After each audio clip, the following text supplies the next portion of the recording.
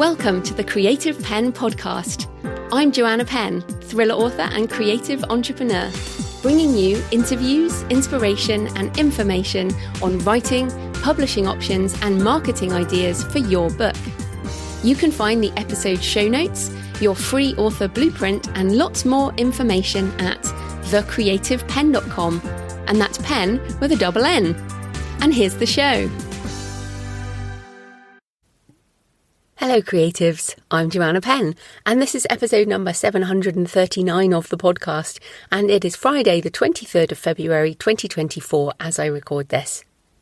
In today's show, I have a solo episode on writing a travel memoir, which I wrote and recorded as part of my Kickstarter stretch goals for Pilgrimage, Lessons Learned from Solo Walking 3 Ancient Ways, which is now over a year old, which is kind of crazy.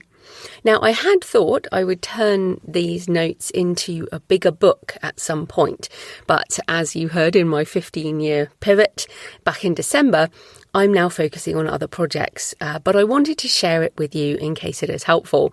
And even if you're thinking of writing a memoir or considering it or wondering about what it might mean, it's not just about travel.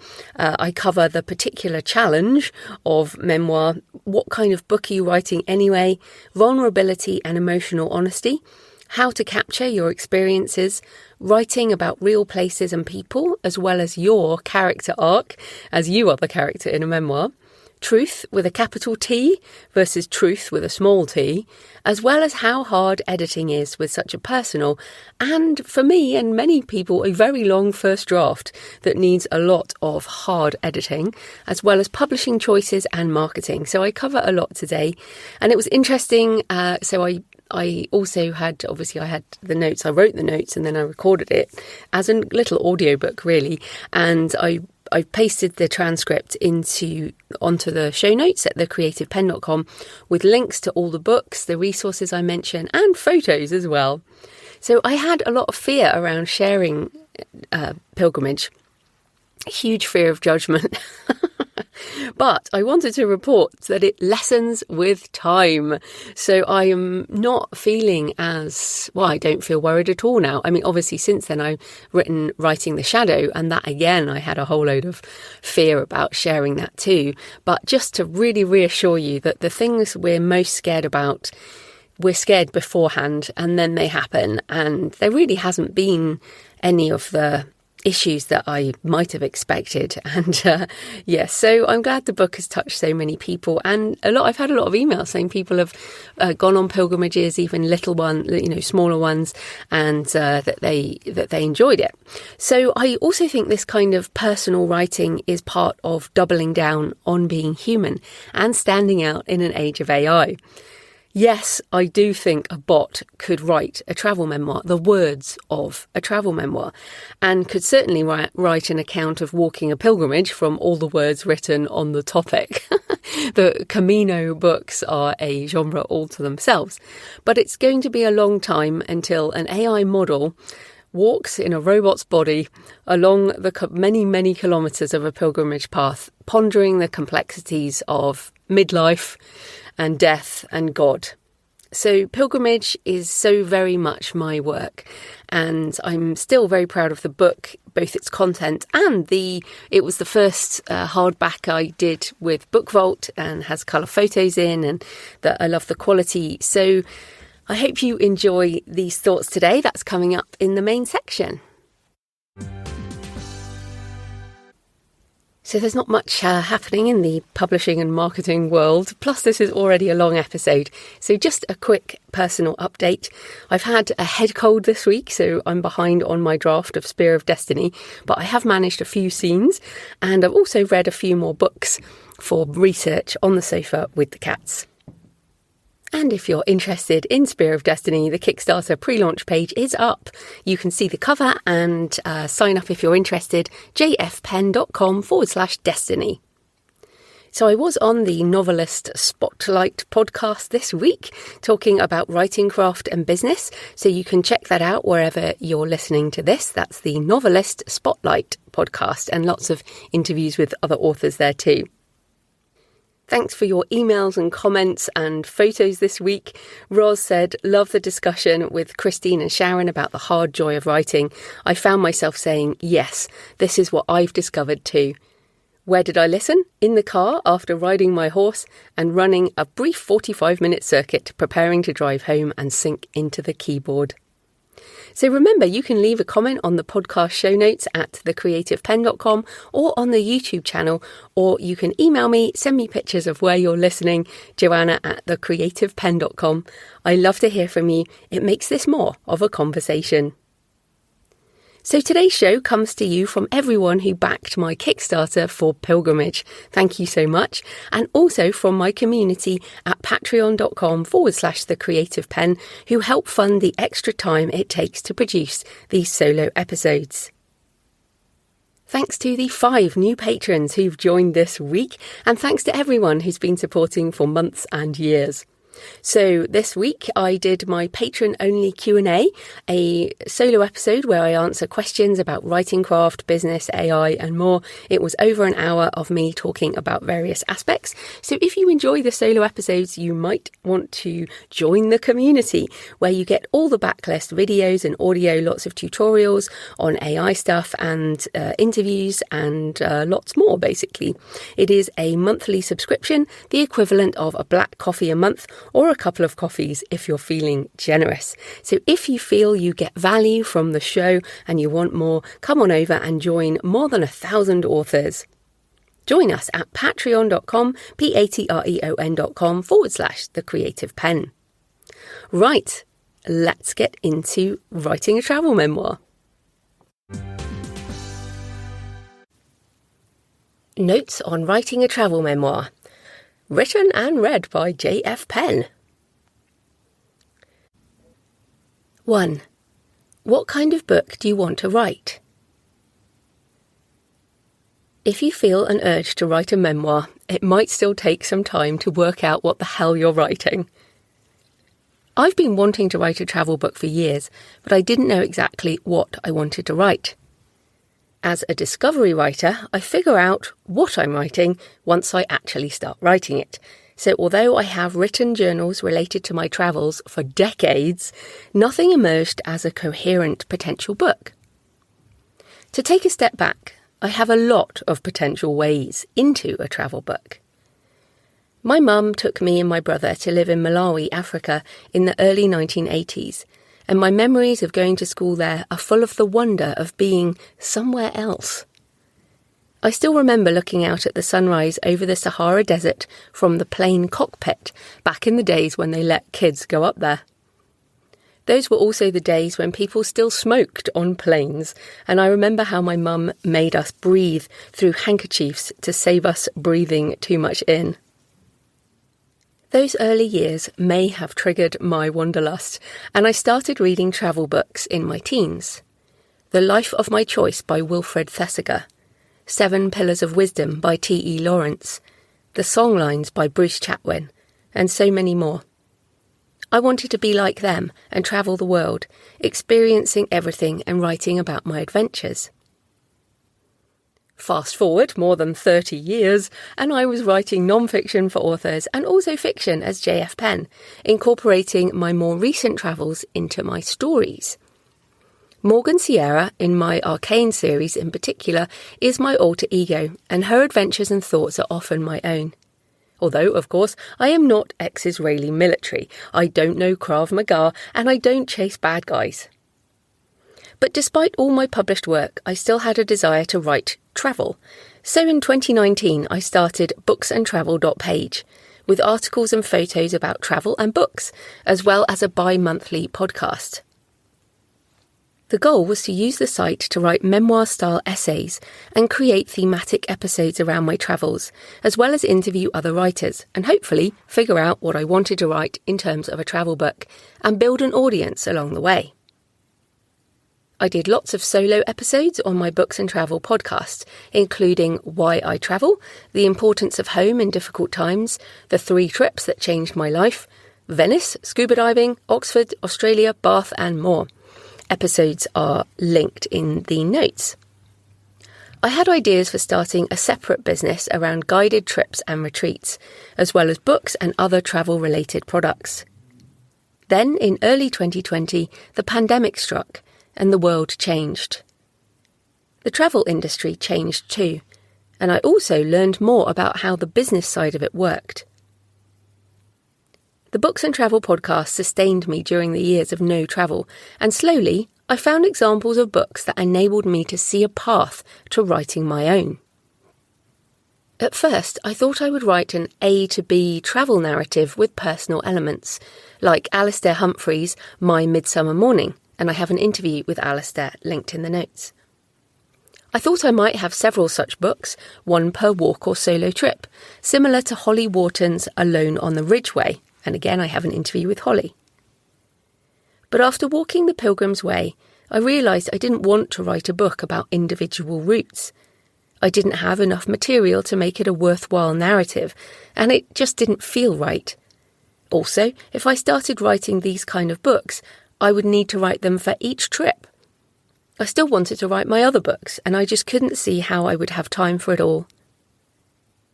Then I discovered travel books, which are more a series of trips hung around thematic chapters, and that seemed like a better fit for my project. Open Road, a midlife memoir of travel through the national parks of the USA by Toby Neal, was a great example, as well as Not Quite Lost, Travels Without a Sense of Direction by Ros Morris. Both have chapters about different places interspersed with emotional aspects of memoir. In addition, although not specifically travel, Rachel Herron's A Life in Stitches is also similar as a series of emotionally resonant, linked essays about knitted garments. Rachel also has a craft book, Fast Draft Your Memoir, which is useful for the writing craft aspect. And again, I have interviews with all these writers, links in the notes. Tip: find books that are similar to what you want to write and model them. There are lots of great travel subgenres, and Jeremy Bassetti has a great article about 10 different kinds on his site Travel Writing World.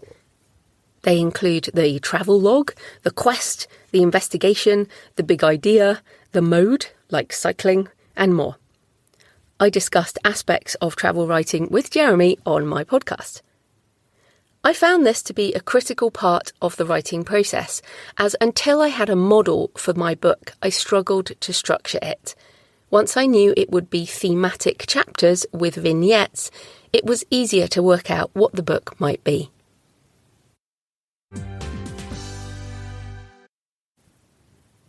Two, the particular challenge of memoir. Writing the self is a tricky, slippery business. Kathy Rensenbrink, Write It All Down, How to Put Your Life on the Page. Before writing, I knew intellectually that memoir might take a lot more time than other kinds of writing, but truthfully, I didn't expect it to be so for me. After all, I've written over 40 books. I know what I'm doing. My books usually take a few months to write once I knuckle down to the first draft, and I write pretty clean these days, so my edits are not usually significant. I'm a binge writer, or a project-focused writer, which means I don't write every day, but I work on one project at a time and put that through to completion before working on the next. But it feels like I've been writing this memoir for decades, and realistically I have been, as there are elements of my earlier life included. In an interview I did with Marion Roach Smith on Memoir in July 2020, I said, I keep walking up to the idea of memoir and then walking away again. That's how it's been for a long time. Threads of ideas in the book come from my teenage years, and the idea of walking the Camino itself comes from those early days of faith. The words that eventually became Pilgrimage were mainly written from the early months of 2020 to the end of 2022, so that's almost 3 years. And most of those words were discarded anyway, as I'll talk about later. I have never taken so long to write a book. I have never discarded so many words. I have never wrestled with the material so much as this. I have never found it this hard to produce a finished book. and I am so proud of the result. Pilgrimage is an encapsulation of a snapshot of my life, and all the time it's taken has been worth it. This is not to suggest that memoir must take a lot of time, or that books written quickly are less worthy. It just demonstrates that memoir in particular is a messy process, and shaping a semblance of your life into a book that others might want to read is more challenging than expected. So will I write another memoir? Well, I am 48 next month, and hopefully I have a lot of life left in me. I don't expect to write another about pilgrimage or solo walking, but it is likely at some point I will write another memoir. But only when aspects of life shape themselves into a personal story worth telling, or another theme I want to address. Until then, I will write more fiction and non-fiction self-help books, and aspects of my life and my personality and my thoughts will come through in those. Tip: let your memoir emerge. It cannot be forced into being. It may take much longer than you expect to write, but it will be worth it.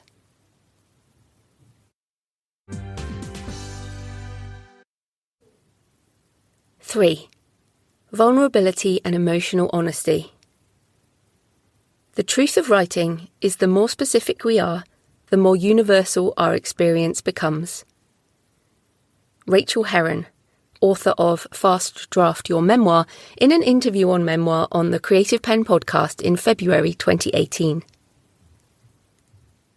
I'm writing and recording this in mid-February 2023. My Kickstarter finished last week. I sent the ebook and audiobook out yesterday, and a few people also have printed copies. People are reading my words, and it is terrifying. I have always had a fear of judgment, and it's in full force right now. I haven't felt this level of fear about a book for a long time, but perhaps that's what enables memoir to connect with people in a deeper way. We bare our hearts on the page. Memoir requires emotional vulnerability and the sharing of personal stories and insights, and as such, requires more depth from the writer than other genres. I was absolutely intimidated by this, especially as my story has aspects of depression and suicidal thoughts that I haven't shared before. I'm also British, and I'm not an oversharer in general. I was taught to pick yourself up, dust yourself off, and start all over again. One of my mum's favourite mantras when things were difficult. Don't dwell on the past, just get on with whatever's next. But we are all broken, and the last few years of the pandemic have beaten everyone down. And if I didn't share my difficulties, it would not be a memoir, but a travel log or a trip guide.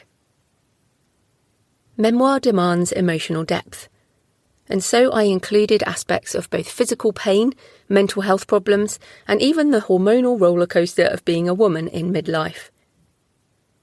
I questioned whether to include that section, to be honest, but my depression and insomnia were so closely linked with my hormones and were so quickly fixed by HRT that I have included it in the hope it would help someone else.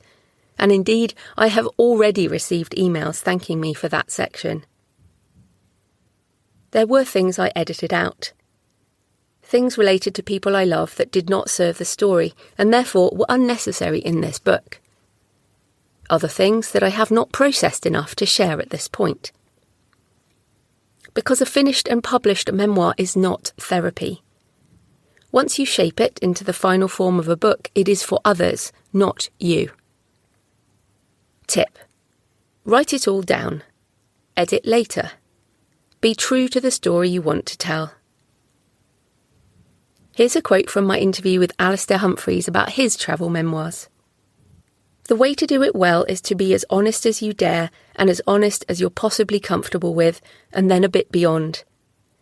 I think my book, My Midsummer Morning, got better the more honest and vulnerable I made myself, which is a difficult thing to do. But simply in terms of if you want to write a good book, then you just have to be honest, lay it on the line. And you as a reader will know that yourself from reading books. The memoirs that grip you are the ones that really go deep and are honest and vulnerable.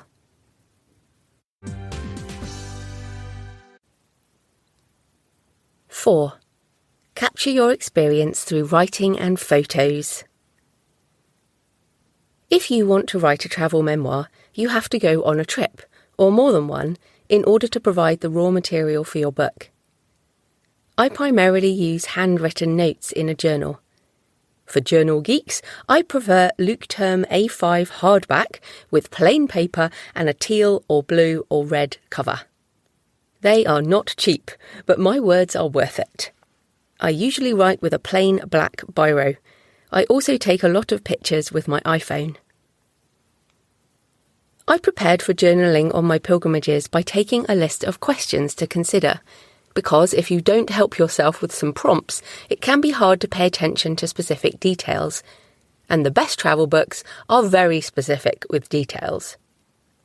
There's a link to download the questions I took on pilgrimage in the notes. Examples include: what am I escaping from? What is ancient and what is modern? What can I be curious about today? What is the shadow or the darkness here? I printed the questions and stuck them into my journal as a reminder of what I wanted to think about. I walked in the Northern Hemisphere autumn, September, October, for all 3 of my solo walking pilgrimages, so I woke before dawn most days. I also went to bed early, so I wrote every morning, as I was usually too exhausted in the evenings and the morning was better for writing my thoughts. During the day, I added notes into my Things app on my phone as a reminder for what I wanted to write about later. Here are some of my notes. Finches darting between trees, hills on the water, little wading birds, moon is still high at 8:30 as the sky turns blue. Pretty nasty docks and busy urban streets into Vigo. La Reina Eterna on Spanish News. Stopped for an espresso. Footage of William and Harry walking behind Diana's hearse, feeling weepy.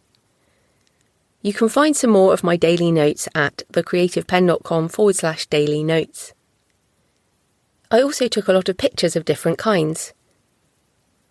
Beautiful or interesting pictures of the route, architecture, nature, landscapes, as well as selfies for social media usage later.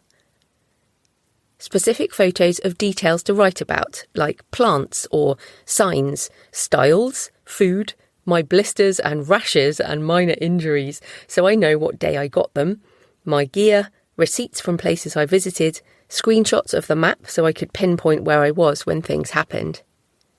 I took hundreds of photos, most of which I never shared, as they are more functional and more for memory aid than beautiful. I was very glad of them later when it came to write about the trips, and even just writing these notes, I referred back to those photos. I also had my maps and guidebooks, which I referred to before, during, and after each trip. As a backup, I took pictures of my journal pages every night and synced it through Wi-Fi to my Apple Photos, so even if I lost the physical journal, I'd still have my writing. You could also use audio recording for voice dictation or to record the sounds of a particular place or to interview other people, or you could use video for personal recollection or for social media, or to produce a finished product. I didn't use these, but many travel writers use them effectively. Check out Alistair Humphrey's video about his midsummer morning trip on YouTube. Tip: capture more than you will ever need. Minor things like the brand of beer or the strange style or the person you met one morning may end up more important than you think in the finished book. Process each trip soon afterwards. Each experience needs processing time in order to figure out any meaning or deeper layers. I used my Books and Travel podcast and website to document each of the routes, which meant I had to go through all of my photos and curate the best ones, as well as write about the day-to-day process. I did this within a month or so of each trip, and this helped my initial thoughts to coalesce. For reference, I've linked my daily posts for the Pilgrim's Way, the St. Cuthbert's Way, and the Camino de Santiago in the notes. I also did some solo podcast episodes where I reflected more on the meaning of the walks for the Pilgrim's Way in an episode called This Too Shall Pass, and for the Camino, A Pilgrim in the Path of History. and they're on my Books and Travel podcast if you want to listen. Later, when I came to write the book, I used the transcripts from those episodes in my Scrivener project and excerpted aspects of them into the book. From my interview with Alistair Humphreys in April 2019, when I get home, one of the first jobs I do is just type up the whole diary, which gradually starts to filter things in my head. Tip: spend some time processing each experience soon after returning, writing something for publication on a blog or in a podcast episode or video. Otherwise, it might be years before you revisit the trip, and you may have lost elements of meaning or reframed them based on later experience. That doesn't mean a book written much later is invalid. It just means it will be different, as you are different.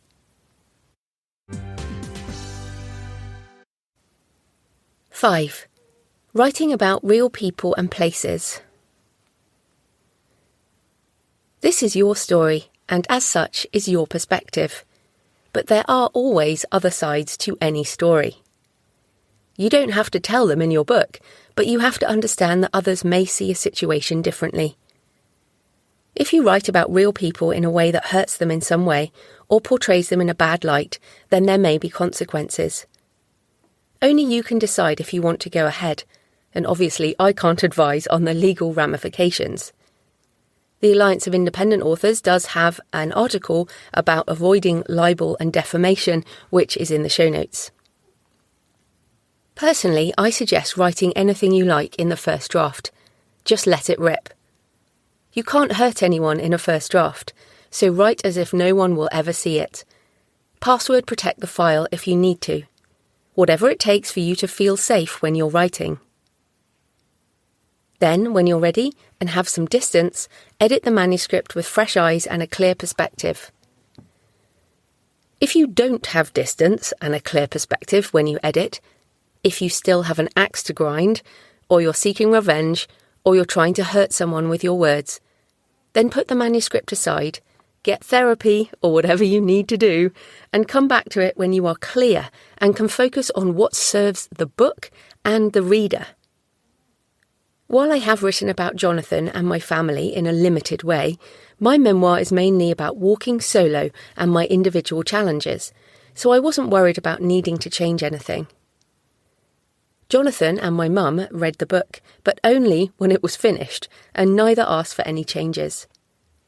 They understand I am a writer, and I process my life through writing, and while they were sad that I had a difficult time, they also appreciated that I was out the other side by the time the book was done. In terms of writing about real places and using company names and place names, I have used them throughout, and also listed places I visited. I also do this in my fiction. But as I mention the positive experiences and leave out the negative, there is never likely to be any problem. Tip: write for yourself, but edit for public consumption. Don't publish unless you have a clear perspective on your work. Memoir is not therapy.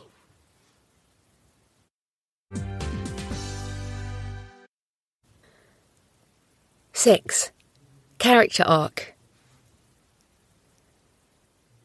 We're not reading your story for what you did. We're reading your story for what you did with it. Marion Roach Smith, in an interview about Memoir on the Creative Penn podcast, July 2020. There are different subgenres within travel, many of which do not require a character arc. A travelogue about a particular journey or a route guide does not need a protagonist who experiences a transformation. But a travel memoir, or indeed any kind of memoir, requires a character arc. And that character is you. It's not just what happened, it's why it matters and how you changed as a result. I didn't even know what kind of book I was writing until I returned from my Camino and realised how much things had changed since I walked the Pilgrim's Way 2 years before. My mental and physical health were transformed, and I felt like I had come home to Jonathan and Bath. A month later, we adopted 2 cats, Cashew and Noisette. There are lots of pictures on my Instagram and Facebook at JFPennAuthor. This might seem a minor thing, but we last had a cat, Shmi, in Australia in 2011. So it's been over a decade since I felt settled enough to commit to looking after animals again. I had turned a corner in my life, and suddenly I saw how the book could end. I had been through a transformational character arc without even realising it during the process, and perhaps that is how life works. When we are in something, we can't see the end or reflect upon its meaning. We have to finish the experience in order to truly understand the arc. Tip: if you can't see the character arc and transformation in your story, you might not have finished the journey yet.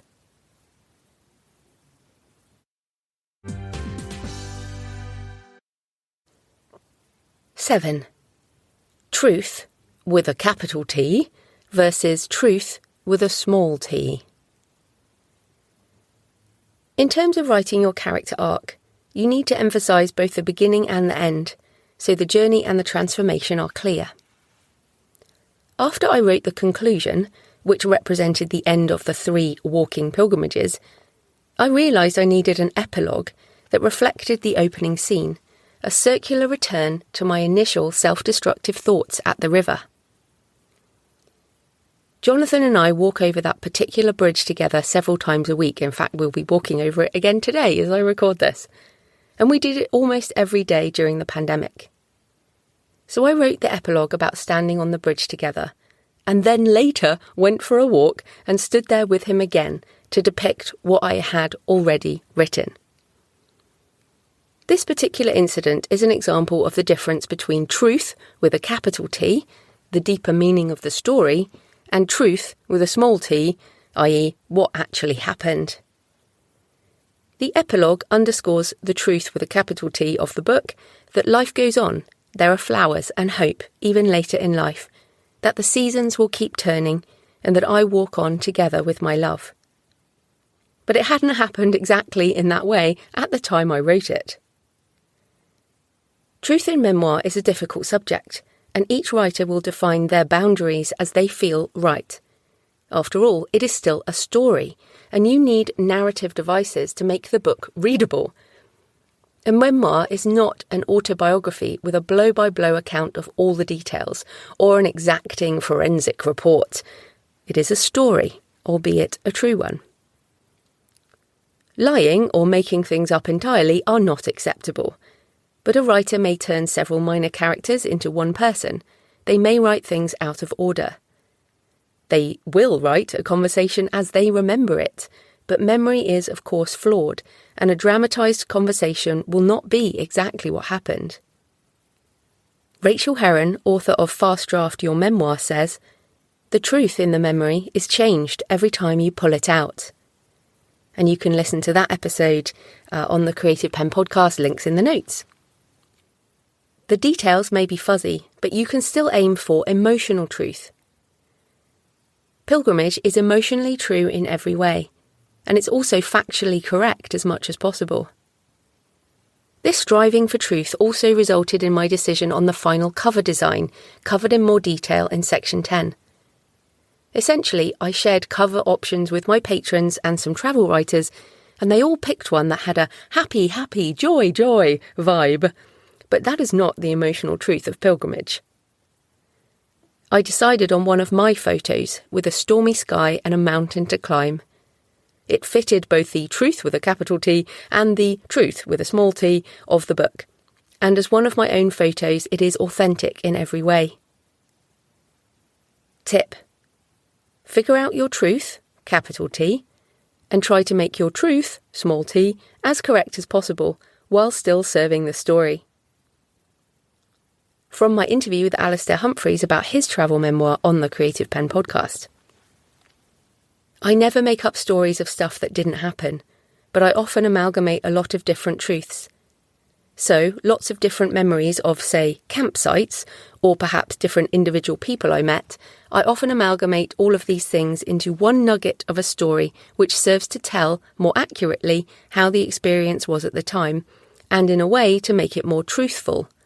Not to make it more factual, but to make it more truthful.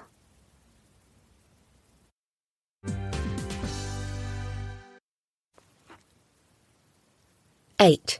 Specific sensory detail. One of the key elements of travel writing is evoking a particular setting. A sense of place is critical for this genre.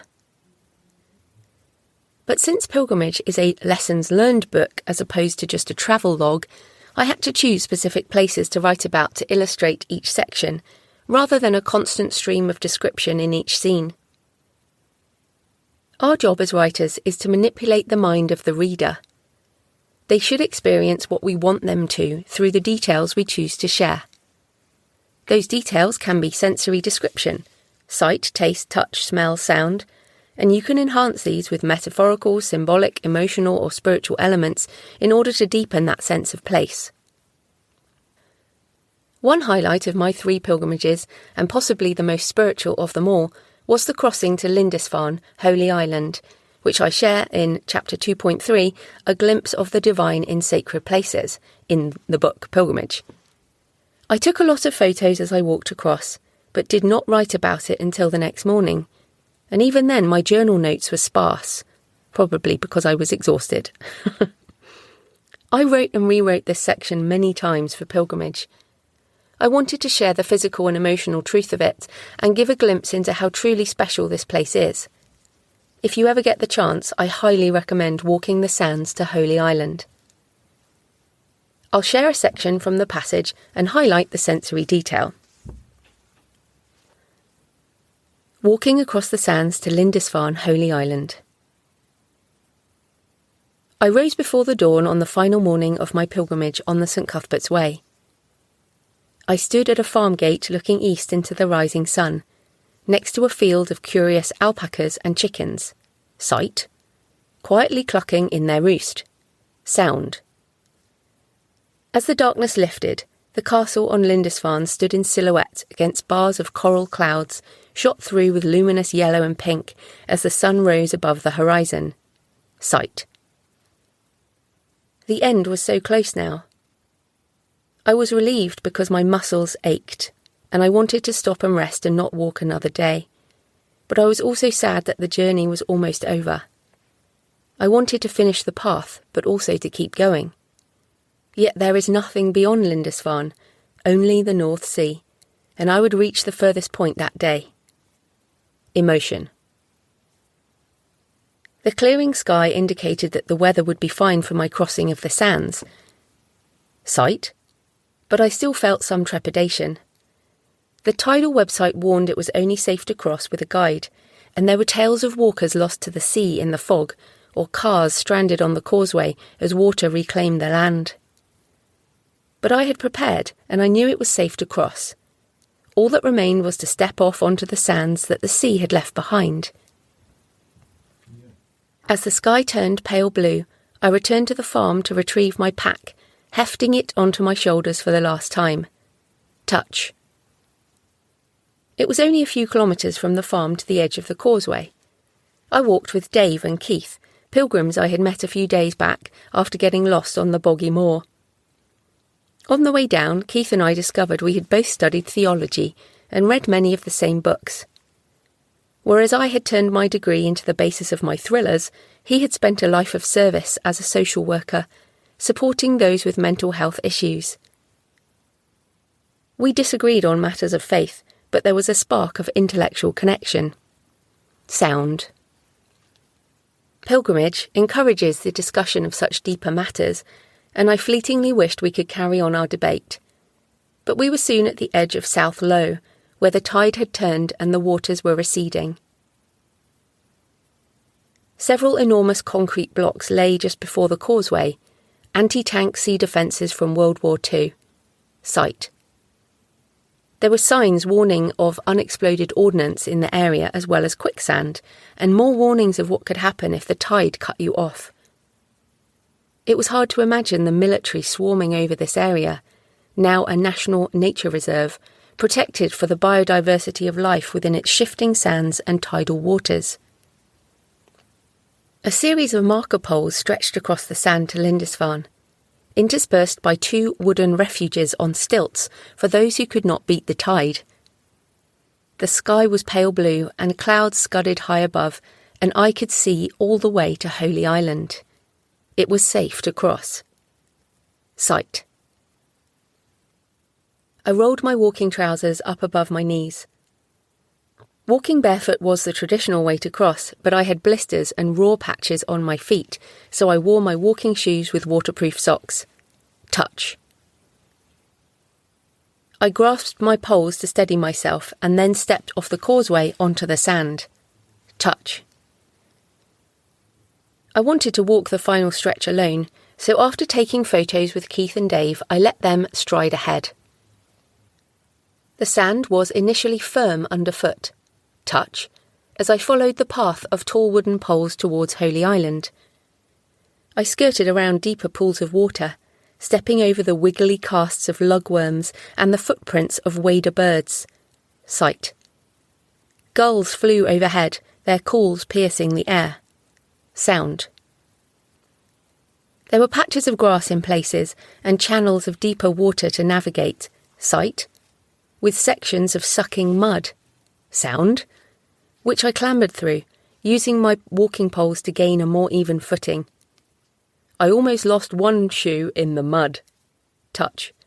And it was certainly a more challenging walk than I expected. Less a stroll across firm sand and more an adventure to reach the final destination. The lower parts of the wooden guide poles were covered with barnacles and bladder-wrack seaweed, surrounded by winkle shells and long strands of seagrass. Sight, smell. Crabs scuttled in the shallow water, trying to sink away from the light. The upper parts of the poles that lay above the tide were stark white, reflecting the morning sun, and I could imagine pilgrims spotting them with relief on a foggy crossing. I stopped halfway across and turned my back on the causeway, looking south across the water to Bamber Castle in the distance. A mournful sound pierced the air, a low moan like a chill wind sweeping through ruins. Sound, metaphor. The call of grey seals out on the sandflats, singing as they have for generations of pilgrims. I was just one more in a long line stretching back through history, and my footsteps would wash away with the tide like all who walked here before me. Spiritual, emotional. The crossing took about 90 minutes, with time enough to navigate slowly around the mud and deeper water channels. I finally clambered up the bank on the other side and sat on a bench, looking back at the mainland as I changed into dry shoes. Touch. As with my arrival at Canterbury Cathedral a year ago, there was no fanfare, no one cheering the finish line of my pilgrimage, only a quiet sense of satisfaction that I had accomplished what I set out to do. Emotion. As writers, we all have our strengths and weaknesses. In reading this now and analysing it after the fact, it underscores my strength, visual description, and also my weaknesses, sound and smell in particular. I am sensitive to sound, so am more often than not trying to shut it out with noise-cancelling headphones. I also lost my sense of smell with COVID, and I don't think it ever returned completely. I walked across a few months after having COVID, so it's possible I couldn't smell the sea or the seaweed, but at least there is a mention of it. If I was rewriting this now, I would layer in more sound and smell, and also a few more metaphorical elements. But overall, I'm happy with the passage, and I think it gives a sense of the experience. And of course, if you want to listen to the uncommented version, then I narrate the audiobook, available in the usual places from around April, May 2023, or direct from my store. Tip: use specific sensory detail to bring scenes alive. If you need help with specific senses, you can use Pseudowrite or ChatGPT or any of the AI writing tools to help you. Check out my tutorial for Pseudowrite, where I talk about how to use the describe function. You highlight a word and then ask it to describe in more detail. The tool will return descriptions of every sense and also metaphorical ideas.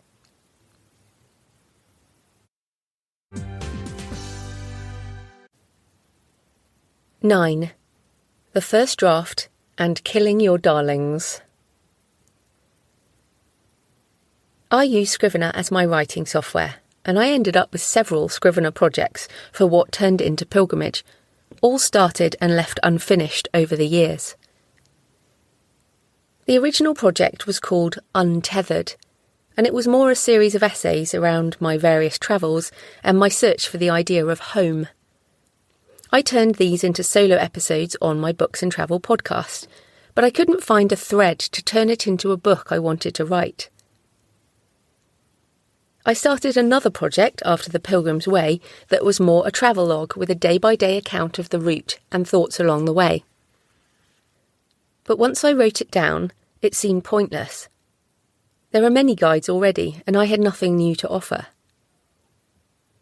I kept typing up my journal entries, and I wrote thousands of words under chapter headings, some of which made it into Books and Travel episodes, others which still lie dormant, perhaps never to be used in a published work at all. After I returned from the Camino, the book I wanted to write solidified in my mind. I started a fresh Scrivener project and copied and pasted elements from all the old projects into it. I also added transcriptions of various solo podcast episodes and interviews I'd done on other shows, as well as typing up more journal notes from each trip. In my initial phase of using Scrivener for any project, it is a chaotic mess. I add placeholder texts for everything I can think of, and then I organise it and fill in the blanks later. It truly is wrangling chaos, and sometimes I just have to walk away and return when I can see clearly again.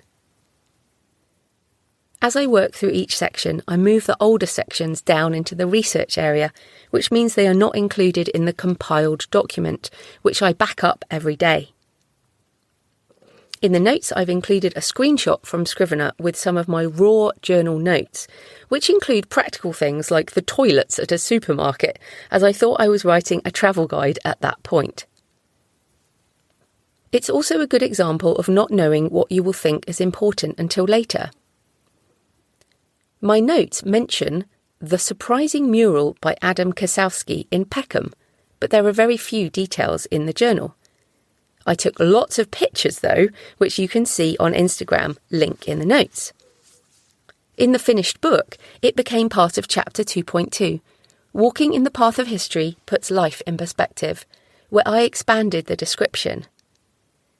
The mural represented 2,000 years of history, and one picture made it into the finished hardback.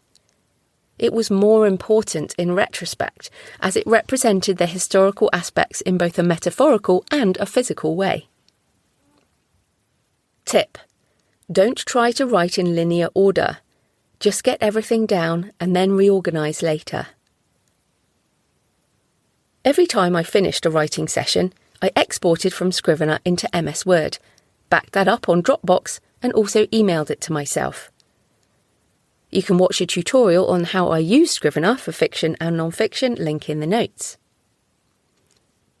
I also read a lot of books as part of my research.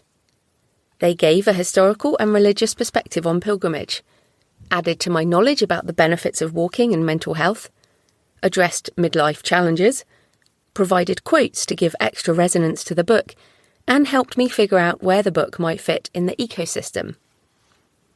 I included the most useful in my selected bibliography at the back of Pilgrimage. In writing, you must kill all your darlings. William Faulkner.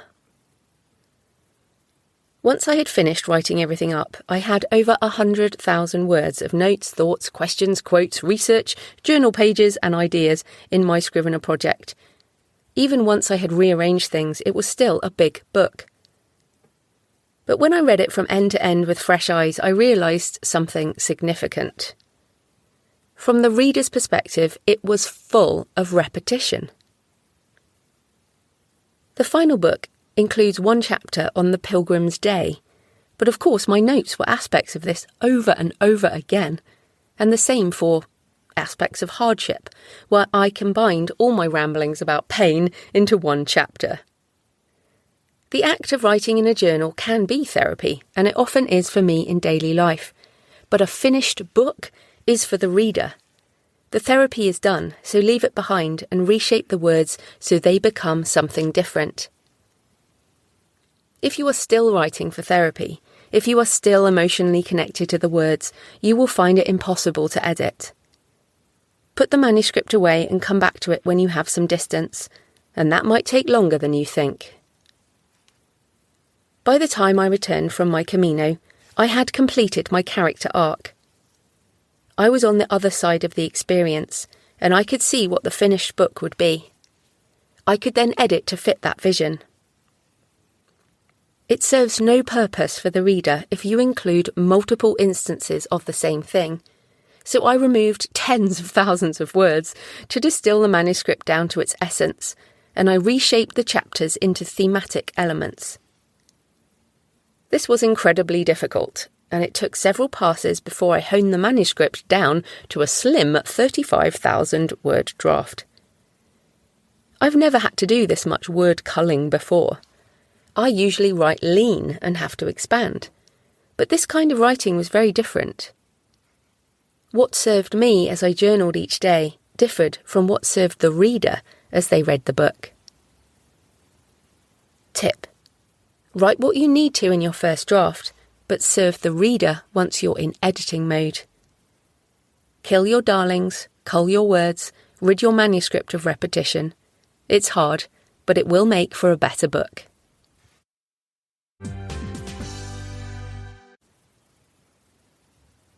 (10) Publishing choices and formats. Publishing choices are always difficult, but a personal memoir is a particular challenge. Yes, there are incredibly successful memoirs. Wild by Cheryl Strayed and Educated by Tara Westover are two that spring to mind. They were traditionally published and became super successful, and rightfully so. But there are countless numbers of memoirs that are published and don't make a splash. They sink with barely a ripple.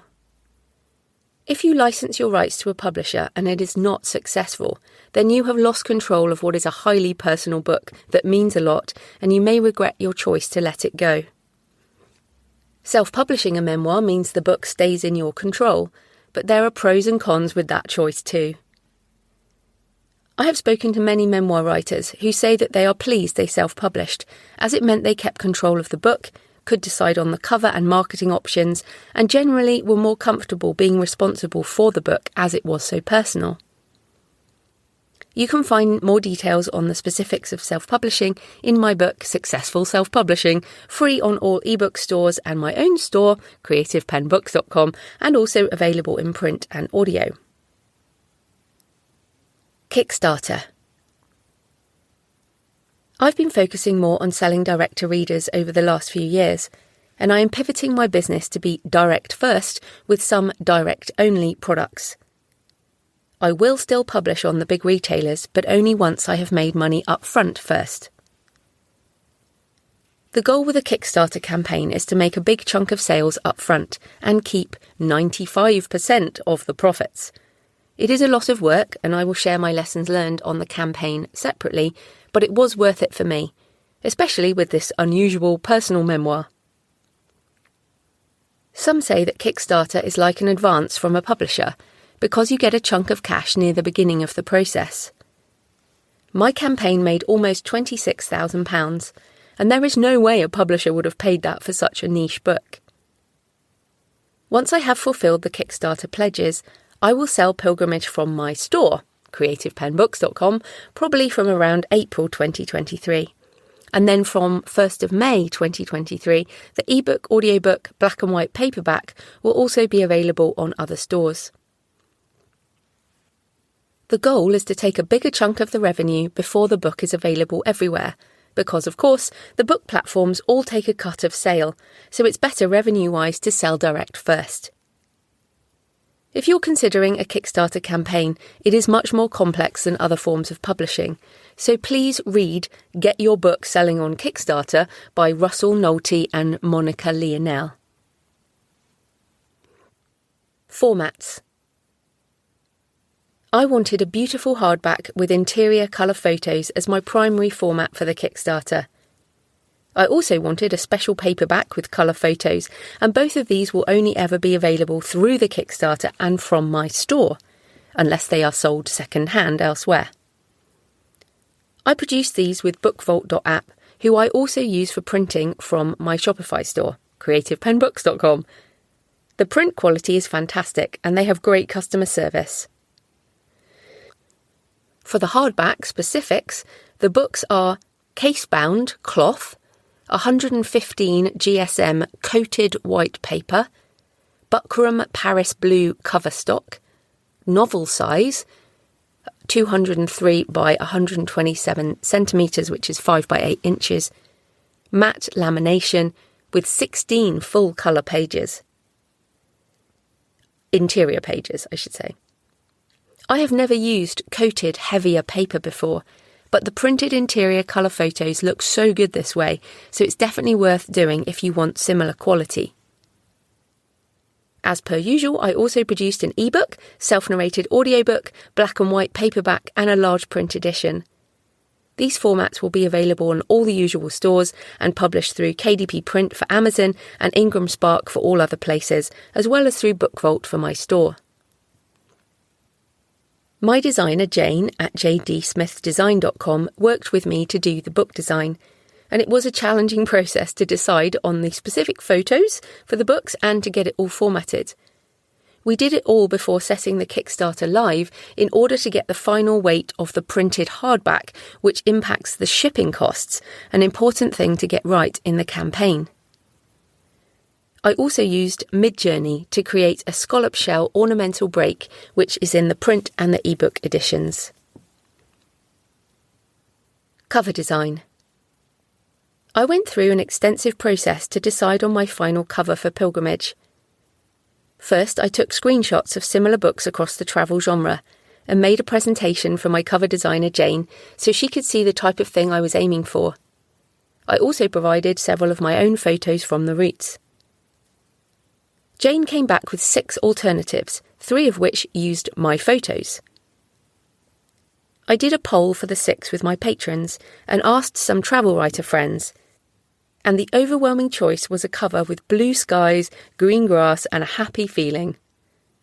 But it was not my picture, and I didn't feel it was emotionally true in terms of the promise of this particular book. It was important to me to use one of my pictures for such a personal book, and also to make it clear that the reality of pilgrimage, and midlife, is more like climbing a mountain under stormy skies than skipping downhill in the sun without a care in the world. I ultimately went with one of my own pictures from the St Cuthbert's Way. And I have a blog post with the entire cover design process with all the pictures linked in the notes. Narrating the audiobook. I've been narrating my own non-fiction books and short stories for years now, so I was always going to narrate my memoir. But even if you hire professional narrators for your other books, you might still consider narration for your memoir, as it is such a personal book, and many memoirs are narrated by the author. However, I realise that for some, this might be a scary prospect. In an interview on Writing Travel Memoir, Alistair Humphreys talked about his narration of My Midsummer Morning. I was absolutely dreading it. As I started to read, I was thinking, this is going to be terrible, it's going to be awful. I was really dreading that. But I was pleased.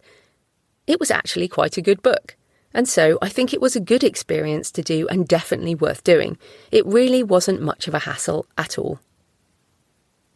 My specific tips for audiobook narration are in my book, Audio for Authors, Audiobooks, Podcasting and Voice Technologies. Tip. Think about what formats your audience might want, particularly for this special book, and how you might produce each. It might be different from your usual production process.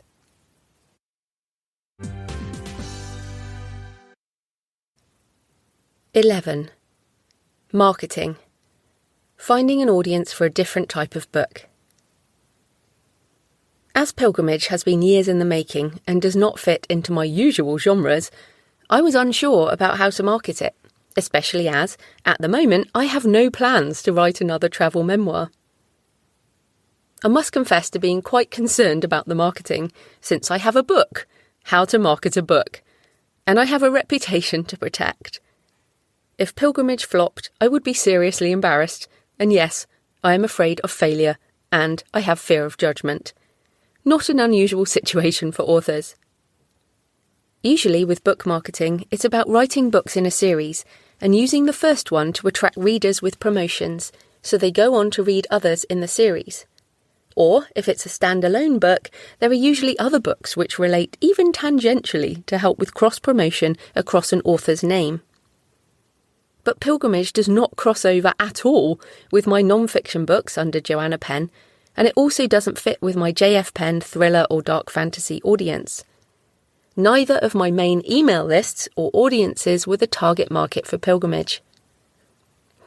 Of course, it's still written by me, so those readers who want more of my writing in general would buy it, but I couldn't count on selling many copies that way. I decided to publish under JF Penn, as there are religious and historical research elements in my fiction, and I also hope that it might bring in new readers for my books, as some of the pilgrimage sites are in the stories. Santiago de Compostela is in Stone of Fire, Lindisfarne is in Day of the Vikings, and Canterbury Cathedral is in Tomb of Relics. My marketing for the Kickstarter launch period included talking about it on my Creative Penn podcast for months in advance, setting up a pre-launch page on Kickstarter so people could sign up to be notified, getting my patrons and readers involved in things like cover design, emailing my 2 different lists multiple times in the preparation period and during the campaign, which resulted in many more unsubscribes, which was fine with me. After all, email lists cost money, so you want to keep the buyers, not just the browsers. I did podcast interviews on other shows and published excerpts from them on my own shows. I shared audiobook chapters on my Books and Travel podcast. I did lots of social media, mainly Twitter, Facebook and Instagram. I did paid ads on Facebook, but not significant. I spent £300, that's around, I guess, $450 on ads. But I'm also planning on doing another marketing push once the book is out on all platforms, including Amazon ads to specific pilgrimage books and keywords, which hopefully won't be oversubscribed because it's such a niche topic. Plus, I will do Facebook ads to a landing page on my Shopify store, creativepenbooks.com, to continue fostering direct sales. It's quite good having different phases to the marketing, so I will do another wave in May 2023 for the second launch. This very specific book doesn't really fit with my existing backlist, but it is evergreen and can potentially reach a completely different audience to those people I usually target with my other books. I'm looking forward to being more creative with my marketing.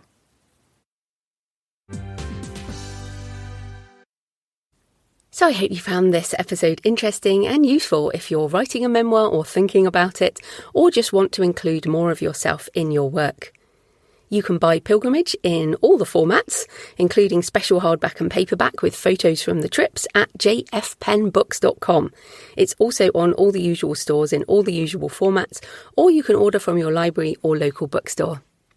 If you want to read about the day-by-day pilgrimages, see photos from the route, from the Pilgrim's Way, St Cuthbert's Way in the UK and the Camino de Santiago Portuguese coastal route, as well as listen to other episodes around pilgrimage, go to my Books and Travel site, that's booksandtravel.page/pilgrimage-resources. Or if you just go to booksandtravel.page, there's a link to that in the menu. Links to the trips, the gear list, questions to think about, interviews and more. You can find my lessons from the Kickstarter campaign and more tips at thecreativepenn.com/sell-direct-resources. And I have lots of backlist episodes on writing memoir, so you can find those in the backlist, or I also have a landing page for that too, thecreativepenn.com/writing-memoir. So I'd love to know what you think of today's show. You can leave a message on the show notes at thecreativepenn.com or on the YouTube channel, or you can email me, joanna@thecreativepenn.com. So next week, in a kind of related topic, I'm talking about producing premium print products and merchandising options with Alex Smith from Book Vault. And of course, Book Vault are my printer for Pilgrimage and Writing the Shadow, and for my Shopify stores and my Kickstarter campaigns. So that's coming up next week. And in the meantime, happy writing, and I'll see you next time. Thanks for listening today. I hope you found it helpful. You might also like the backlist episodes and show notes, available at thecreativepenn.com/podcast. You can also get your free author blueprint at thecreativepenn.com/blueprint. If you'd like to connect, you can tweet me at The Creative Penn or find me on Facebook at The Creative Penn. See you next time.